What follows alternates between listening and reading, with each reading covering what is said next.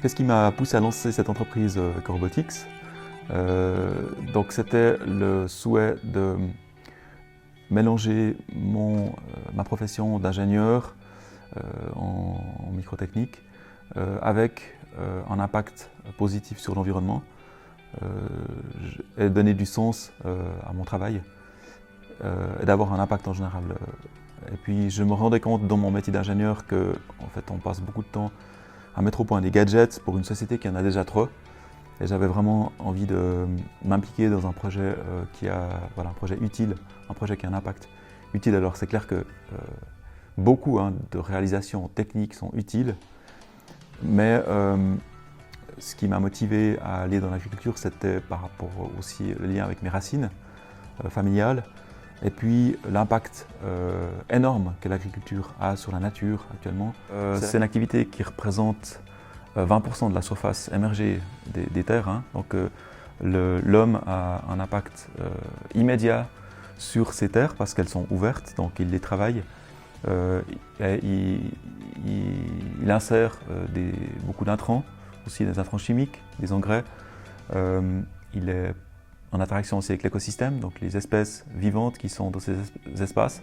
Donc l'impact de l'agriculture sur la biodiversité et sur la nature en général est massif. Et il y a un énorme potentiel d'amélioration par rapport à notre manière de gérer la création dans l'agriculture. Donc c'est pour ça aussi qui m'a motivé à innover, à essayer d'innover, disons, à lancer une entreprise innovante dans le domaine agricole avec cette ambition de réduire massivement les produits chimiques qu'on utilise dans l'agriculture.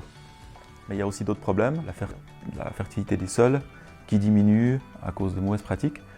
Il y a aussi l'usage énorme des énergies fossiles qui sont faites dans l'agriculture, et ça doit changer, c'est pas durable. Actuellement, si on nourrit la planète, c'est grâce au pétrole. Le pétrole, c'est 80% des engrais appliqués au niveau mondial, sont produits à partir de gaz naturel. Et puis aussi la mécanisation. Donc, si on se nourrit en Suisse, c'est 60% grâce au pétrole, qui est partout, qui est dans les engrais, qui est dans le diesel du tracteur, qui est dans l'énergie qu'il faut pour produire des molécules chimiques, qui est dans la transformation des aliments, le transport. Donc si vous enlevez le pétrole, vous coupez de moitié en tout cas les rendements agricoles au niveau mondial. Donc ça, peu de gens le savent, mais on a une agriculture qui dépend entièrement des énergies fossiles, et ça il faut en sortir, on sait qu'il faut en sortir rapidement. Alors ce qui fait aussi qu'une journée est réussie, pour moi c'est clair, c'est la satisfaction du client, des témoignages de clients qui sont contents, qui ont pu voir la réduction d'herbicides sur leur champ et qui sont surpris que c'est possible, techniquement possible de réduire autant. Donc des fois c'est d'un facteur 20, donc c'est quand même massif. Et puis l'agriculteur est content, comment dire, ça le sort aussi des fois de cette prison dans laquelle on l'enferme. L'agriculteur, c'est le méchant qui met beaucoup de chimie, alors qu'en fait c'est pas l'agriculteur qui s'est mis dans cette situation, c'est le consommateur qui a voulu de la nourriture bon marché. Donc en fait, quand les agriculteurs sont contents, nous on est aussi contents en tant qu'entreprise. Je dirais en tant que ma position personnelle, je suis quelqu'un de croyant, et pour moi c'est être à la place que Dieu a prévue pour moi pour cette journée. C'est ça qui est important pour moi. Alors dans notre société, on néglige complètement d'où on vient et puis qu'est-ce qu'on va transmettre. On est juste stupide à ce niveau-là parce qu'on pense au présent et on ne voit pas l'histoire, on ne voit pas tout ce que nos ancêtres nous ont transmis. Et dans l'agriculture, nos ancêtres nous ont transmis des techniques, nous ont aussi transmis des variétés culturelles. C'est un patrimoine énorme qui fait qu'aujourd'hui on peut se nourrir. Et ça, c'est pas fait en 10 ans, c'était des siècles, voire des millénaires de sélection par l'homme, de variétés culturelles et qu'on bénéficie maintenant. Donc en fait, on est redevable. Si on peut manger aujourd'hui, on est redevable du travail de dizaines, voire de centaines de générations qui nous ont précédés. Et qu'est-ce qu'on va retransmettre plus loin? Quelles sont les variétés qu'on va transmettre plus loin?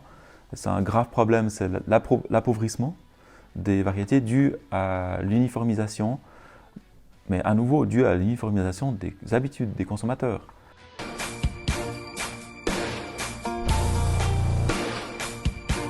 Alors pour illustrer l'importance des générations, moi j'aime bien l'image d'un papillon, c'est la belle dame.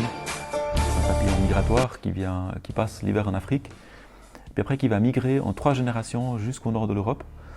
Et en fait, si une génération décide d'arrêter la migration, c'est un papillon qui peut potentiellement disparaître. Donc en fait, sa survie est liée à un flux de générations, un héritage qui est transmis de génération en génération, en l'occurrence un voyage, pour passer d'une terre trop chaude en été pour pouvoir avoir une nouvelle génération, à une terre plus tempérée. Voilà, c'est un exemple, hein, une espèce qui nous enseigne que les générations sont importantes et qu'on dépend entièrement des générations qui nous ont précédés.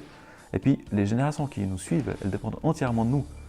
Donc c'est ce que j'essaie de dire à mes enfants, enfin ce que je leur dis et que j'essaie qu'ils comprennent, c'est qu'en fait, moi j'ai une responsabilité sur qu'est-ce que je leur transmets. Je ne peux pas juste regarder juste ma vie, c'est complètement égoïste, quoi. Et nous, notre société, on devrait avoir ce réflexe-là. Qu'est-ce qu'on va laisser à nos enfants? Qu'est-ce qu'on va laisser à nos petits-enfants? Il y a aussi ce bel exemple dans certaines tribus amérindiennes. Dans le conseil, il y avait une personne qui devait représenter les 5 prochaines générations. Donc en fait, elle devait défendre les intérêts des 5 prochaines générations. Est-ce qu'on a dans nos systèmes politiques des représentants des 5 prochaines générations? On ne l'a pas, on l'a complètement perdu. Et on devrait penser à 5 générations dans notre société. Quels sont les impacts de la chimie, de l'agriculture aujourd'hui dans 100 ans ou dans 150 ans? C'est comme ça qu'on devrait réfléchir. Mais on ne le fait absolument pas. Ça a complètement disparu. Et c'est ce qui nous pose un problème vital, même de survivance actuellement.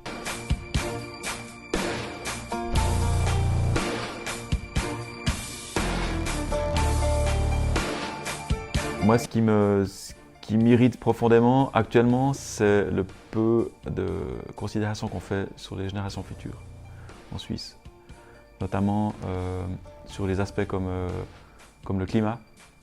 On regarde notre porte-monnaie et c'est tout.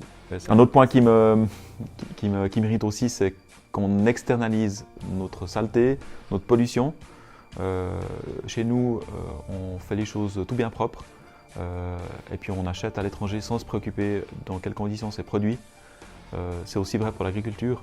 Donc voilà, le Suisse n'est pas prêt d'assumer toutes les conséquences de ces actes de consommateurs. Et moi je trouve ça très regrettable.